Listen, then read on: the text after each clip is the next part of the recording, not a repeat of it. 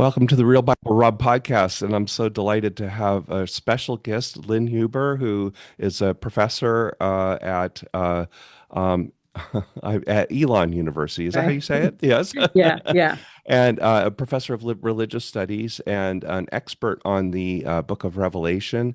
And I've followed her on TikTok, and I'm just so intrigued with her commentary about queer perspectives on Revelation, just the use of Revelation in general. And she brings a sense of excitement and love for the book that I just find so helpful. Yeah. Not many people can say that. Yeah, not many people can say that because there's so much fear and retribution built into people's use of the book, and I don't shy away from it at all. I am I shouldn't say at all. I have shied away from it sometimes, but Yeah. yeah, but I try not to because I think it's so useful, and I've preached on it and used it in many ways. Excellent. Excellent. And That's exciting. so, uh, so I'm excited to hear about Dr. Huber's work on this, and really wanted to interview her. So I'm just so delighted that you agreed to do this. Thank you so much. Welcome. Thank you, and thanks for the invitation. As you know from my videos, I love to talk about the Book of Revelation. Uh-huh. I have, I guess, a love-hate relationship with it, or not a love-hate, but there've been periods in my life when I have had to shy away from it. Uh-huh. But I came back to it in graduate school and really enjoy teaching about it and Uh-huh. researching it. And I really enjoy talking with different people about it. So it's great to talk with someone who's also equally interested in the book. Yeah, so I was just going to ask, what is it that causes you to like get approach it and causes you to walk away from it? Is it sort of the bad use of it, or what? Yeah. Yeah, so I think we've been talking a little bit, and as you know, I grew up or as I mentioned to you, I grew up in an evangelical church Mm-hmm. tradition, and I grew up around people who were really interested in end times thinking, and that Yeah. was in the 70s and 80s. Yes. And so some of us are familiar with Hal Lindsey and those folks. Yeah. And I grew up with family members who were really interested in that and Mm-hmm. in a church where end times thinking was really prevalent. And it was really negative kind of Yeah. end time thinking in terms of, um, you know, Christ is going to come and there's going to be this rapture, but most of the world is going to die and there'll be these tribulations. And so there was lots of speculation around it. And in 1988, actually, there was this little book that was going around in my church that I was involved with called 88 Reasons Why the Rapture Could Happen in 1988 or Yeah. something like that. And that was my first year of college. I was going to be at Northwest Nazarene in Nampa, Idaho in the fall of 1988. And I was concerned about like the rapture happening Yes. and my being away from family. That's kind of the level of thinking I was at that point in my life. Yeah. Like, oh my gosh, what happens if the rapture happens or the tribulation happens and I'm far from my parents because my parents lived in Yeah. Portland, Oregon, which isn't really that far, but in my mind, it was Yeah. far. Yeah. And so I was concerned, but then also I was also a bit concerned that I wouldn't be raptured because I had doubts Ah, about Christianity. yes. And in that kind of thinking, there is no room for doubt, right? Yes. Yeah. Very binary thinking, and there is no room for for questioning or doubting.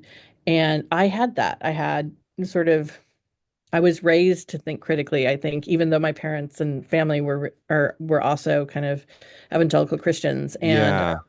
And so I felt so that the rapture didn't happen in 1988 for those who are don't remember. And yeah, and so that kind of set me on a path of maybe be more critical thinker about evangelical religion Uh-huh. and about the use of revelation. And I kind of avoided it then for years until I was in a PhD program when my mentor said I had to go back to the book. And she's Right. like, that's what you're going to work on. So I did. Well, once saved, always saved does not exist in that world, does it? The Right, idea, right. No, yeah, it does not. It does not. yeah. And okay, my dog is appearing in the screen here. Oh So yes, well, your research Tommaso. assistant, yes, Yes, Tommaso, yeah, yeah, yeah, who makes yeah. regular appearances in your videos. So, He does. Yeah, yeah, yeah. yeah. So He's growing. when we talked about my daughter's a Nazarene pastor, so that Hmm. was a neat thing, way Connection. of connection, yeah. And also I'm Yeah, from Portland as well, so yeah. Small so world. a Yeah, small world. yeah, Yes. yeah. So was becoming a professor part of your plan, or did that? How did can you say a little bit how that evolved? And Yeah, it wasn't part of my plan. So, I was kind of planless for many years. I was interested in art. I was thought I might go into law. I had lots of things. And when I was in college, I got really involved in kind of social justice movements, and that's uh-huh. one of the things I think the Nazarene Church really gave me was this um, sort of this social consciousness, right? About Yes. especially people, dealing with homelessness or houselessness and Right. um, food scarcity and things like that. And so I actually took some time off in college and worked in that kind of setting and thought I would go into that kind of work, maybe Mm-hmm. social justice work based in kind of a not congregational setting, but like a parachurch Oh, setting. uh-huh. So Yeah. went to seminary with that in mind. Yeah. But then was really encouraged by one of my mentors in seminary at Candler School of Theology, a New Testament scholar. His name is Luke Timothy Oh, uh-huh. Johnson. Really encouraged me to do biblical studies Mm. um, and to kind of go the academic route. Uh-huh. And that was the first time somebody had said, "You're really good at something, or Uh-huh. you have a knack here or a talent, and I think you should cultivate that." And with that encouragement, that's where I began moving forward. And I come from a line of teachers, Oh, okay. was in public education. And so, not a line of teachers, but my mom and my aunt. Uh-huh. Um, and so, um, I, yeah, so teaching was around me. And so I think that's what Mm-hmm. then, prompted me to pursue this. And I love reading and writing, and so it really Mm-hmm. is like right up my alley. Putting my dog down. Yeah. Faded. Well, I think biblical studies is extremely important in today's world because Me too. we need it. And I'm just so glad that you do that and you speak Thank the you. way you do because uh, boy, it's gone because my experiences, I grew up sort of in the 70s in Southern California, megachurch culture, Mhm. and all of that, and you could just see how far things were taken, especially Yeah, with dispensationalism and stuff like that. So right, yeah. right. Well, and I think for me, the thing is I think biblical and studies is also important because so much of our culture, um, or of cultures in the United States, Yeah. is shaped by um, biblical thinking and religious thinking. Even people who aren't religious or aren't Yeah. spiritual or aren't practicing are living in a world that's been shaped by biblical ways of thinking Yes. and by biblical commitments, whether they like it or not. And I think one of my jobs, I teach at a school where we're not religiously affiliated anymore. Oh, okay. But the so I'm teaching from a perspective. I'm not teaching from a confessional perspective. Uh-huh. But I'm teaching people about like, yeah, how their world has been shaped by things like Revelation Yeah. um, and there needs to and there's a lot of assumptions that come with that. And so the need to be aware of how the Bible shapes the world we live in. Yeah. And so I think I love sort of helping students uncover that.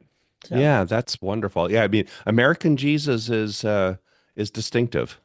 Uh, yes, and and and uh, definitely is. and most people in America don't realize that. Yeah. And Yeah. even people who aren't in a faith community or a Christian don't realize how much they're affected by it. So, Right. yeah. Right. Exactly. Um, Yeah, so apocalyptic literature can be really hard for people to grasp and its purpose. So I was just wondering if, just for my benefit of who will be listening, is can you just give us a little overview on interpretive methods for Revelation and how you approach that, how you see it? Yeah. So I guess first of all, yeah, apocalyptic literature, like mo some people aren't aware of the fact that there are multiple pieces of apocalyptic literature. Hmm. And apocalyptic literature, the word apocalypse actually means, it doesn't mean like end of the world. It Yeah. means to lift a veil and to reveal something. And so it's about so, I mean, in some way, it's revealing things that the author kind of thinks you don't know, Uh-huh. um, and is trying to make them known. And they're things that are from God's perspective, and so they're different. And so it's a very imagistic way, very imagistic type of text. In the Hmm. case of Revelation, for instance, John is taken into heaven, right? And so he's seeing things Mm. from God's perspective. And since he's seeing Yeah. things that humans don't normally see, everything is through comparison, right? So this looks like that. And Uh-huh. God looks like a carnelian or a jasper, which are gemstones, you know. Oh, So uh-huh. everything is Right. comparison. And it's because there are things that people don't see. So that makes books like Revelation seem really daunting because it's all metaphorical Hmm. and imagistic. And I think keeping that in mind, um, I think is a key to understanding or getting into Revelation, is that he's trying to describe things that haven't been seen. And so there's all this metaphor and Hmm. imagery. Um, and I think sort of understanding that, oh, sorry, my dog is barking because there's someone outside my office. Hopefully I can talk over that. Uh, Yeah, I could barely hear it, so. okay. Um, the Here, hold on. Okay. Tommaso. Ooh, Tommaso does not like talking about apocalyptic literature. Oh, Um, he doesn't want to okay. be left out. I'm so sorry. This is horrible. Let me get him really Oh, quickly. okay. Tommaso, come here. Come here. Come get cookies. Yeah, there you go. Okay, we'll see if he gets a treat. I'm so sorry. No, no problem. But yeah, but so it's purposely imagistic, and I think Uh-huh. like when we read it, we have to keep that in mind, and that also that John is really writing to people in his immediate audience, right? Yeah. Or in the first century. And so there's a need to attend to maybe what the text means. I mean, we can talk about what the text might mean to us, but there's Yeah. also a need to think about what it means for the first century. And I'm going to pause and get him. I'm Oh, gonna, okay. Here, you why mind don't if I I? just turn my Yeah. camera off for 1 second? I'm going to Oh, grab okay. Yeah. one. Okay, we're back with Tommaso and Lynn here. Yeah. So, I can't promise he won't be vocal anymore. He has a lot to say yes. about apocalyptic. Um, but yeah, I think for me with apocalypticism or apocalyptic texts like Revelation, it's there is this sense of needing to think about. I'm interested in how we can find meaning in these texts in the present Yeah. and how they've shaped our culture. But Hmm. I'm also very attentive to, and I think we need to think about how John is trying to respond to his audience, Yes. which is in the first century. So, Yeah, I'm and kind that of you get to do impacted. history, and history's I, fun. I'm impacted by the way you said that to see things from God's perspective. Right, Because I think I get that a lot from this literature as well, and that the onothen, right, seeing things from right. a being from above, and Yeah, so I that kind of brings up a maybe a little esoteric question. Do you hold that there's any connection between the epistles of John and Revelation or the Gospel of John? Uh, hmm, what connections do you think are there, stylistically or authorship? yeah. Yeah, so this is a big question. And actually on TikTok, I get this question a lot, and I've Uh-huh. tried to answer it a couple of times, and not nobody is satisfied with my answer because my answer is I don't know. Yes. Could be, right? Like I am the quintessential scholar in that sense that I'm like, it's possible, but we don't Yeah. know. So as you know, like the book of Revelation says it's by somebody named John. John Hmm. was a common name. Yeah. Um, the gospel doesn't claim that. Yeah. And so, but people still make the connection Yeah. between, and historically, people have made that connection. Hmm. But since the second century, people have questioned the connection between John, the author of Revelation, and then the gospel and the Hmm. epistles. So, since the second century, people have said these texts look different. Okay. Um, and so we're not sure if they're the same person. And so there have been questioning since the beginning. But at the same time, there are really provocative Yeah. attention, like the idea of seeing things from above. Yeah. The use of double entendre. We see that a lot Yes. in A lot in the both gospel, Revelation right? and in John. Yeah. And some of the use of imagery is similar. John there's a lot of really evocative metaphors Hmm. in the Gospel of John, and Revelation is also best understood through the lens of metaphor. And, there are really interesting connections. Yeah. There's a medieval tradition that I like, and I do have a video about this, about how the author of the gospel was John, and Hmm. that the wedding at Cana was his wedding. He was, Ah. Uh-huh. and so he leaves his bride, presumably, and follows Jesus in virginal devotion. Uh-huh. And then, because of his virginal devotion to Christ, Christ grants him visions. And so Oh, okay. that's why he then has revelation. And in the medieval Hmm. time period, there's a number of women who are religious women who are chaste or virginal and Right. brides of Christ. And Yeah. they understand themselves similarly to John and are also visionaries. Right. And So so that yeah, monasticism and chastity and things like that are right. very important in that period, right? And the Right. And the idea is because of this kind of devotion, you might be granted this special revelation like the ah. apocalypse. So, which I think is, I don't know, I really think that that's a beautiful tradition. And yeah, I'm interested in that. So it's possible. But Yes. Well, and I I think that's the question that we need to ask is like, why is it important and what does it mean to think about these texts as related? Like, does it help us understand them in any? And if hmm it does, I think that's important. Well, yeah, and I kind of you bring a lot of fun to your conversations about that, and for example, the Gospel of John, I think is very humorous. It's fun. It's Hmm. funny, Yeah, especially if you when you know a little bit of Greek and you can see right, it that way. And right. is there any of that fun in Revelation as well? I mean, it's a little harder to see that, but Yeah. Yeah. There is, I think. And there's a colleague of mine, her name is Sarah Emanuel.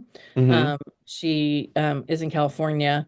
I think I can't remember. I can't remember what university she's at off the top of my head, but she has a whole book on sort of revelation and humor. hmm Um, and yeah, there is humor. Some of it's satire and some of it's kind of yeah, biting humor. So there can be yes, humor, but not necessarily fun humor. So yeah, the critique of Rome in Revelation 17 and 18, when John is using the image of Babylon as this prostitute, yeah. and it's a really misogynistic text. I think that that's like satire, and I think it's kind of supposed to be humorous, but like from the 21st century Yeah. perspective, um, not so funny. But yeah, and I think like the image of the beasts are also Uh-huh. kind of meant to be humorous. I do talk about it in terms of phallic humor. Uh-huh.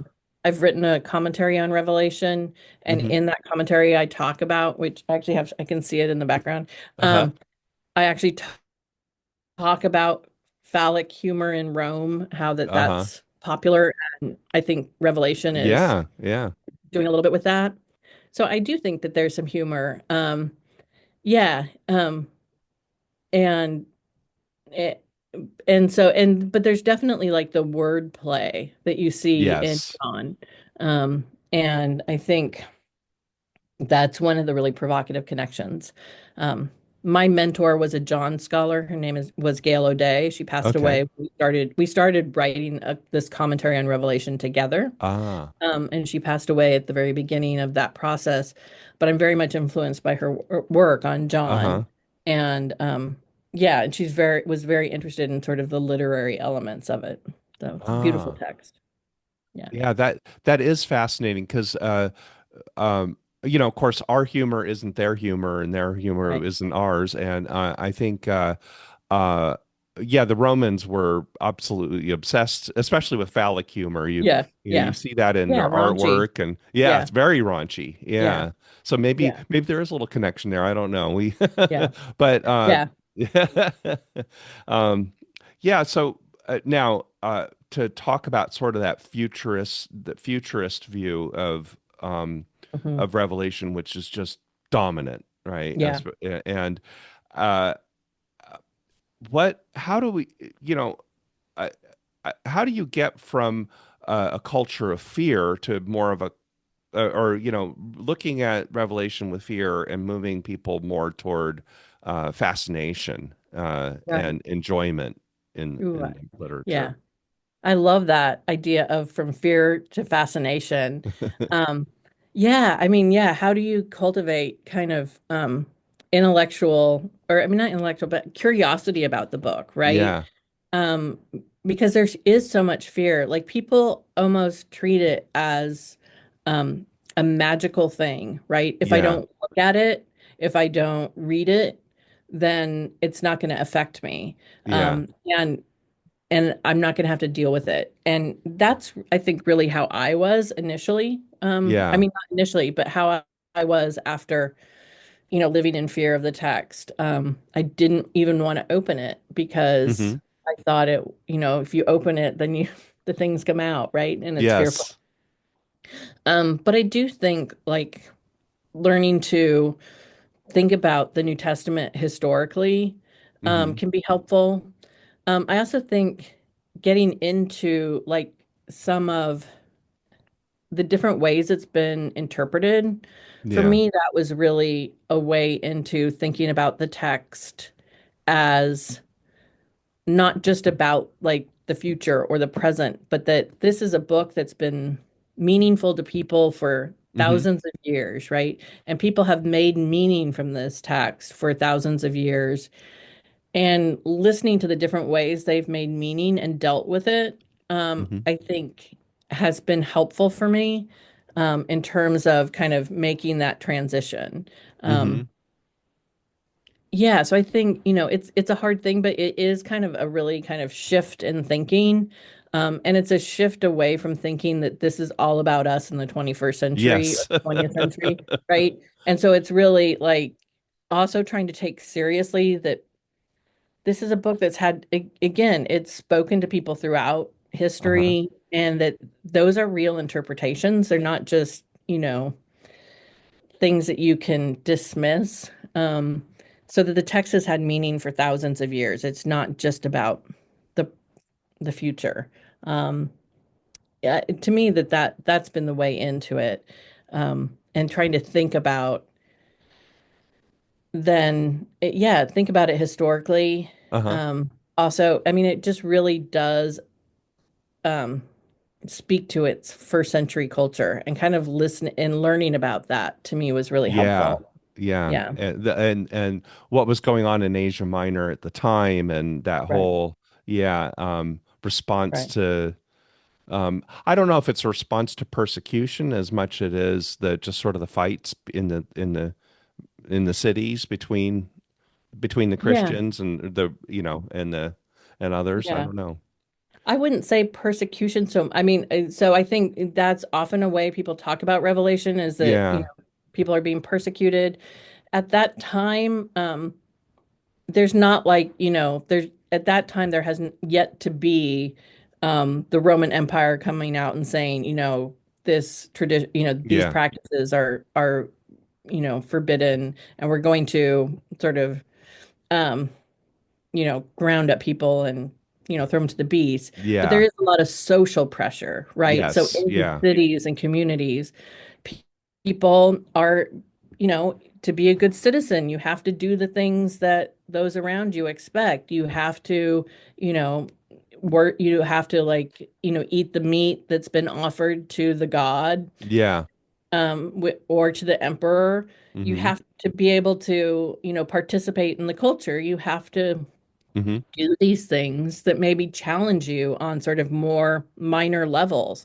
So I think people like to think about Revelation as being about, responding to this time of really intense kind of persecution. But Mm-hmm. I think it's more the kind of social pressure that, Yeah. that people experience. I mean, like we experience on, day to day. Like, am I going to buy something from this company that supports Mm-hmm. political actions that I don't actually think are in line with the gospel, Yeah. right? Um, those kinds of little decisions that we make every day that are pressuring us to um, communicate, that are, we're Mm-hmm. slowly like giving our power over to the beast instead of to the lamb, right? And so I think Revelation is dealing with a situation where in the cities of Asia Minor in particular, they really want to cultivate um, favor from the Roman Empire. And Yeah. John's like, yeah, that's not right. And that is anti-Christ. And so it's those small decisions that you make that are capitulating to the empire that he is trying to challenge. So, Yeah. um, and yeah, so I think, and he foresees like this is going to get big, I think, Yeah. and Yeah. in that way, the text is prophetic because he sees that there's persecution on the horizon, and he's seen it. Like there's Uh-huh. just been he's writing after the war between Judea and Rome, Mm-hmm. when Rome has decimated the Jerusalem temple. Mm-hmm. Jews from Jerusalem have been taken into captivity, and they have been killed. Like he's seen war. He's Yeah. aware, so he Yeah. knows what's on the horizon too. Yeah, there's a lot of good scholarship about Ephesians that I've noticed lately about so people like Lynn Cohick, I think is her Oh, name, yeah, and yeah, yeah, and Sandra yeah, Glahn, yeah, and it kind of gives you that context of that. Yeah, there was a lot of tension between the various cultic movements in that right, era. right, Another, but Candida Moss talks a lot about the fact that the persecutions are kind of right, overplayed.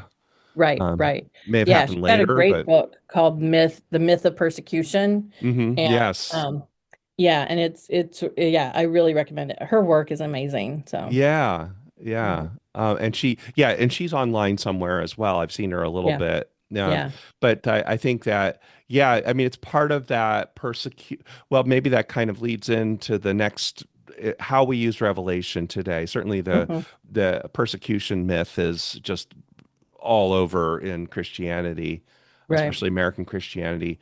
So, Yeah. Yeah. how do we use Revelation it, better in that respect?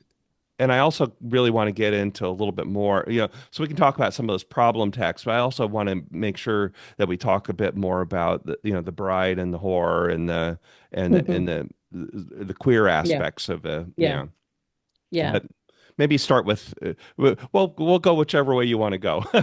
Well, I think, yeah, I mean, I think the idea of Revelation, I do think Revelation can speak to today. And Hmm. I think that that's one thing, like, that is one thing I learned kind of in seminary is I worked with this one of my mentors in seminary was Luke Johnson, and he always talked Uh-huh. about the Bible as the church's book, right? Yeah. And one way of understanding textual authority is that these are the set of texts that we're in conversation with as the church, however you kind of define that. And you don't have to buy into every part of the text, right? Like, but one of the things about being part of the church is that you're in conversation with these. And that's kind of how I understand, Revelation is that I Hmm. don't have to necessarily agree with every part of the book, and I can be critical of the book, but I'm Hmm. in conversation with it. Um, and I take it seriously, and I listen to it. Um, and but again, I also have critical thinking skills and things like that. And Yeah. so, and there are parts of Revelation that are misogynistic and really Yes. problematic. And that gets to like the images of Babylon and New Jerusalem, which are imaged as women. Hmm. And one is imaged as a sex worker, as this prostitute, and, is really disparaged. And John draws Yeah. on Roman, like some of the most misogynistic traditions in Hmm. Roman. I mean, or he evokes and sounds like some of the Yeah. most misogynistic traditions um, in his depiction of Babylon. And then at the end, he describes like, her destruction being like rape and torture Yeah. and cannibalized. It's horrible. It's horrible image. Yeah.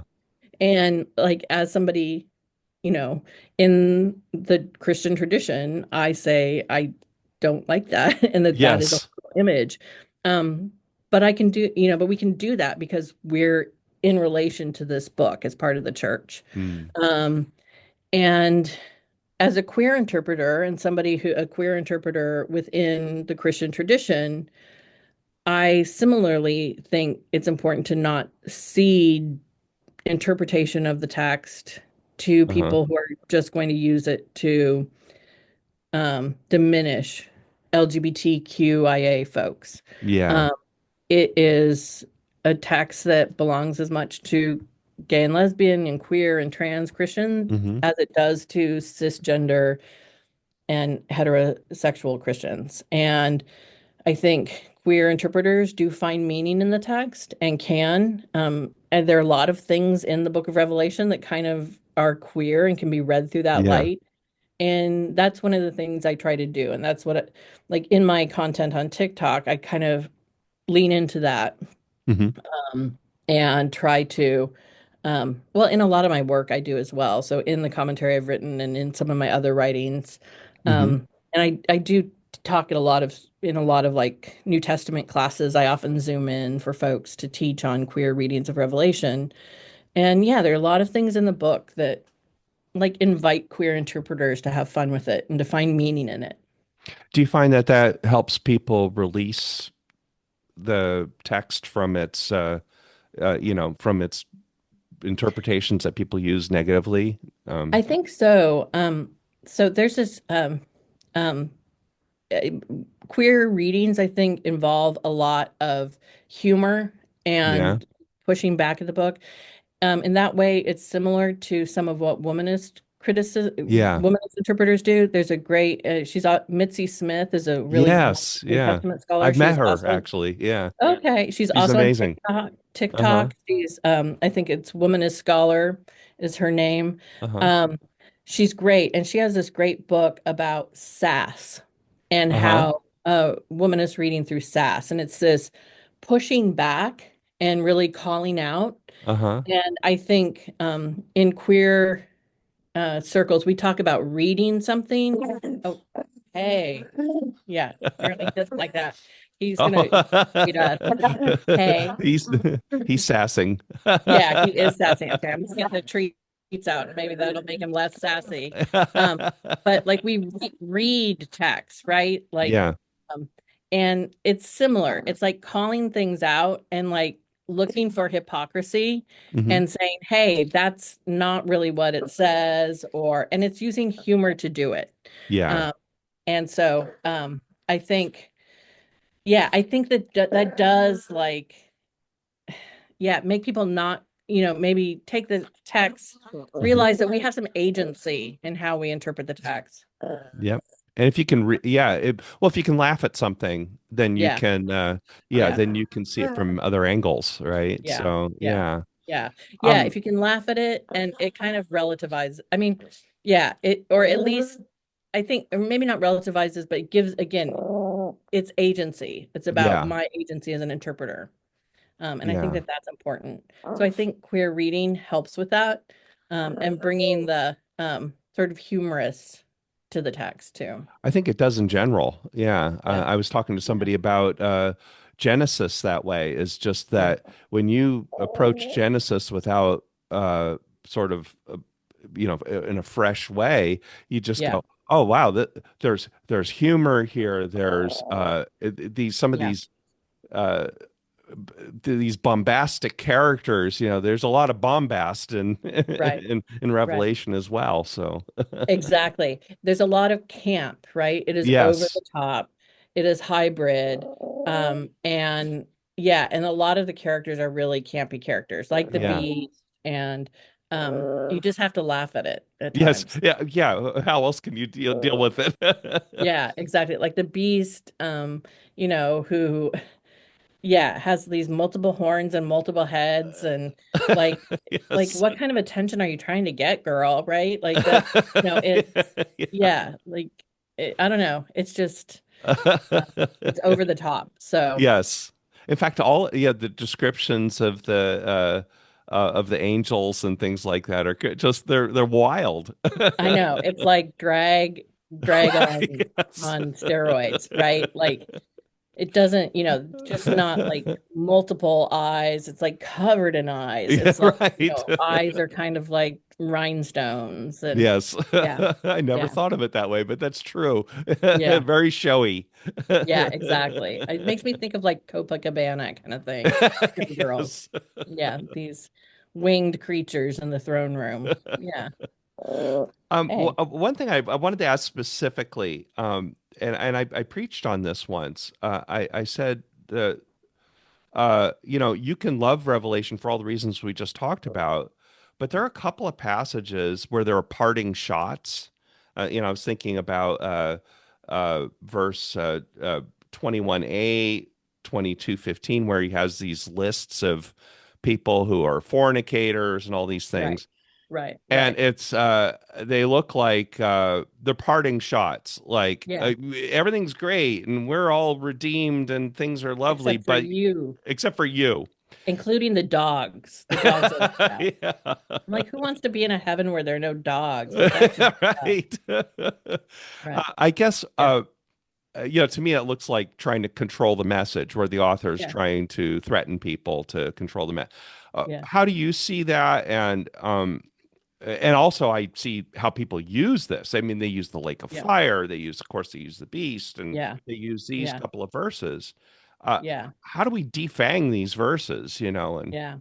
That's a really good question. And I think, yeah, I mean, it's interesting because on one hand, like the doors to the city are all open, but hmm yet there are these outsiders. yeah, And it's this really kind of ambivalent image, right? Are all people really going to be able to be in or what? yeah, Um, and I think there are a couple ways of reading, and the couple ways, the people who, there's a couple of other scholars who I think read these in really effective ways. One of the people I really like who reads this text is my colleague Eric Thomas, who okay, talks about, who reads Revelation and this image in relationship to like the queer dance floor. And it's uh-huh, like, uh, you know, we actually don't want to be inside the city. Like who wants to be in a city that is so sanitized that there are like no dogs, yes, right? it looks like And a so, hospital ward.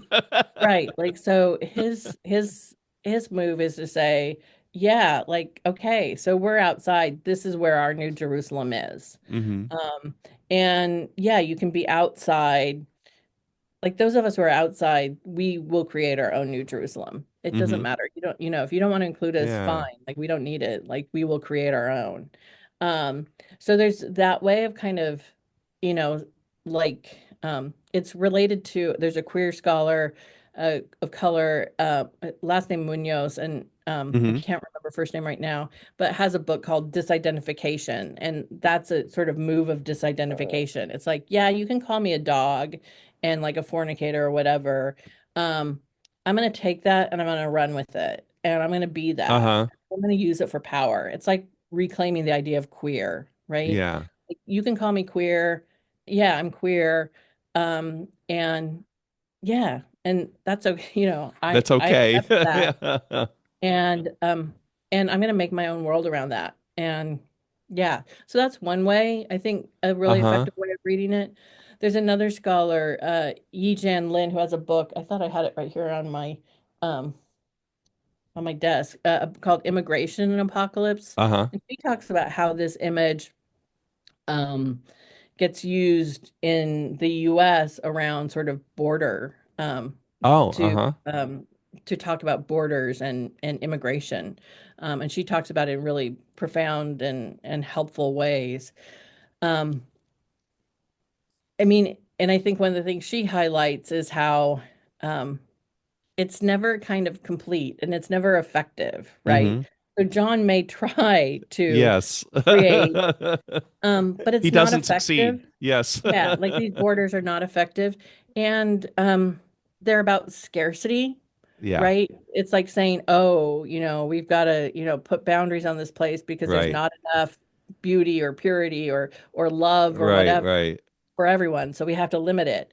Um, and that's really not, when we're thinking about like the idea of a New Jerusalem or something like that, that's a really not a very powerful way of thinking about it, especially if you want to think Yeah. about this as God's power and God's love in this place. Why do some people have to be, sort of limiting it? Doesn't make sense. Yes. Um, yeah, I don't know. I think there are ways of reading it that are provocative, but they do require pushing back at the text and saying, yeah, John, I think Yeah, yeah. you're just wrong there. And maybe there's a party happening outside the New Jerusalem. Yeah. That's where the fun is, and you just don't. You're such a, party pooper that you don't see it. So Well, it reminds me a lot of the way people use 1 Corinthians 6, 9, and 10, yeah, the laundry yeah, list, right? Wherever you have a yeah. laundry A list, then you vice can list. pick out the people you hate in the Yeah, laundry list and make that a yeah, new gospel or new Torah or whatever. yeah. Um, No, I, it's a vice list, and they're really cultural, right? Like it's yes. kind of like he's not, and it's the same with Paul, right? They're Yeah. not even really thinking about these things. They're just like listing everybody that they don't like Yeah. or who are culturally on the outside, Hmm. um, and naming them on the outside. And yeah, it's yeah, Yet I also don't buy it. not recognizing that those are abusive relationships like Paul's talking about and well, there's always the tension between exclusion and inclusion that's Yes, throughout church history, right? And yeah, certainly big it's today. And it just seems like maybe John's engaging in an exclusion hmm moment. I yeah, don't know. yeah, he is, and I think yeah, that's a very kind of narrow understanding of God and Uh-huh. God's love and power, right? To think that there needs to be this kind of exclusion. And yeah, I just think that it's one of the places where I think, again, I would resist revelation on that, Yeah. So or just and find myself outside of the New Jerusalem, and that's okay. So, if queer reading of scripture, especially this, is a way of including more people than has traditionally been the case, how do you manage with people who say, "Well, there has to be a line. There has to be a place where you're in or you're out, where you accept Jesus or you don't accept Jesus, and that sort of thing." How can we relook at that yeah. boundary that people constantly want to erect? Yeah. I'm such a brat. I'm like, no, I don't have to believe that. Yeah. I'm like, no, like there doesn't have to be an in and an out, or you don't Yeah. have to, no, I just don't, I guess, buy it. Hmm. Um, and and I think that there are places in the text that suggest otherwise. I think, Yeah. reading the idea, in Paul that, Christ's faith saves, one way of reading Christ's faith is, Hmm. or the faith of Christ is to think that Christ's faith saves all humanity, right? Hmm. that it doesn't matter, that it's more about grace. Yeah. Um, and so I think that there are places in the text that also bear that out that say, no, you don't have to make that decision. Yeah. That we are all sort of in this tradition. I mean, one way of reading Christian tradition is that we're all moving towards becoming one with Christ or becoming Yes. one with God. Yeah. And I think, yeah, and the sort of the human diversity is one way of God's creation being beautiful, Uh-huh. and good.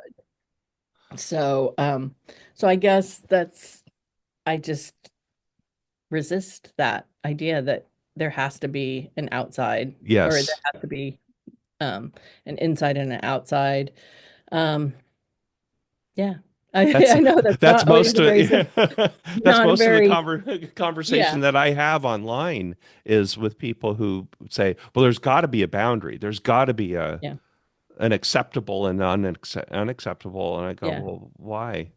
Well, And and why, and then why does it have to be around gender or sex, right? How about yes. if we make this boundary about like love and, Mm-hmm. showing kindness to people and like, yeah, so my boundary is, people who are hateful, Mm-hmm. right?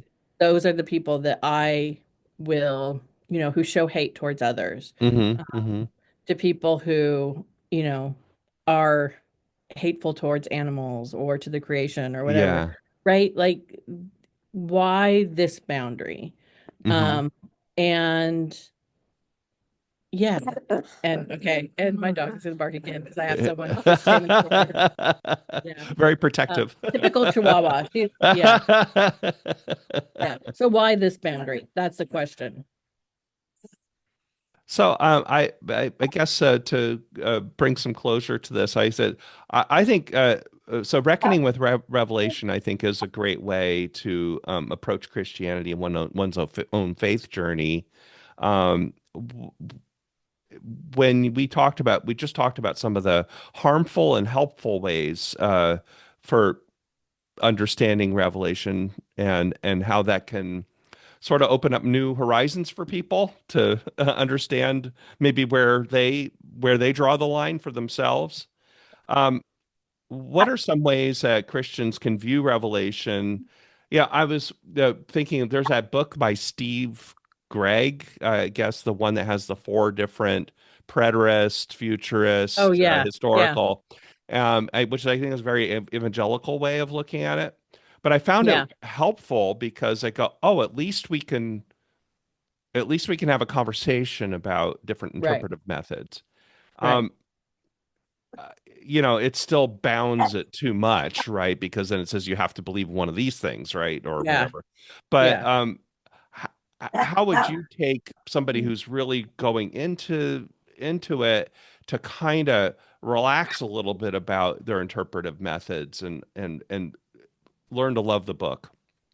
Yeah, I think learn to love the book of Revelation without I think I think sort of taking seriously how again, I think it's the history and yeah, my sorry about my dog again. But I think again like looking at how people have made sense of the text over time Yeah. can be really helpful and seeing that there are really a variety of ways of understanding the book.